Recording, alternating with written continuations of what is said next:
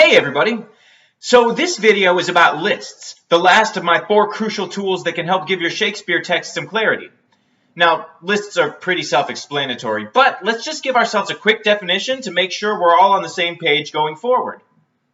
For our purposes, a list is a consecutive series of words or phrases that fall under the same category. We use lists all the time in real life.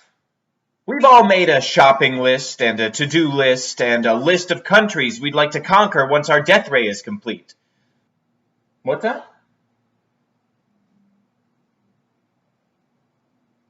Except obviously not that last one. Our brains are inherently attracted to lists because they're itemized and easy to process. That's why internet media sites will try to clickbait us with articles like ranking the 10 greatest shortstops in MLB history, or 14 reasons you didn't get that second date. Lists are an integral part of our culture. They can be found in the music industry, our Constitution, and even the Bible. When you notice a list, the first thing you want to do is identify each element within the list. If it's useful to you, you can also give the list a title that will help you out as an actor. The elements of this list are pretty easy to identify. Now, if you want to give this list a title, make sure it's not something vague, like animals. Instead, use something more useful to you as an actor, like ferocious animals that could kill a man. Lists aren't always a series of single words. Here, Touchstone gives us a list of 7 short phrases. Sometimes the parts of a list are numerous and varying in length, as Mercutio shows us in his famous Queen Mab speech. Jaques' All the World's a Stage speech is the ultimate list, with some really long elements to it.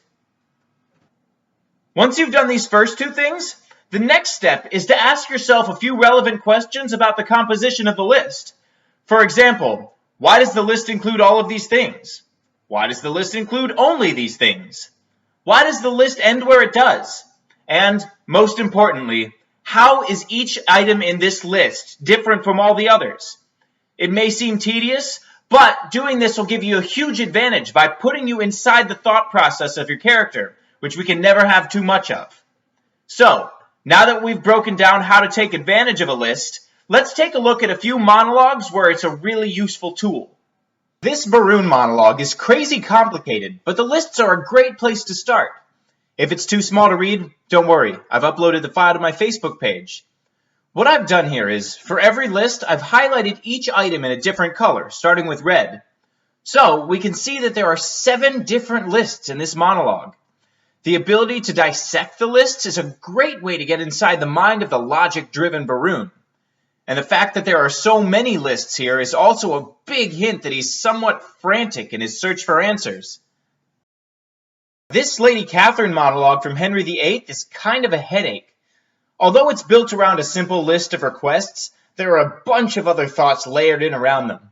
But by breaking up the text based on the elements of the list, we can make the train of thought much easier to follow.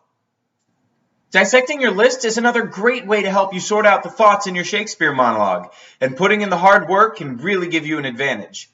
If you'd like some additional materials to help you practice working with lists, there are a bunch of ways you can get in touch with me. Check this out. For more free tips, hints, and material suggestions from all 37 of Shakespeare's plays, you can subscribe to my YouTube channel by visiting my website, www.kyledowning.com/Shakespeare, and clicking on the blue subscribe button at the top of the page. You can also follow me on Twitter, Facebook, or Instagram. Got a question? Tweet it at me, and I might just answer it in one of my future videos. And to book me for a private coaching session, send me an email to nyshakesguy@gmail.com or fill out the contact form on my website. Thanks for listening, and keep up the hard work on your bard work.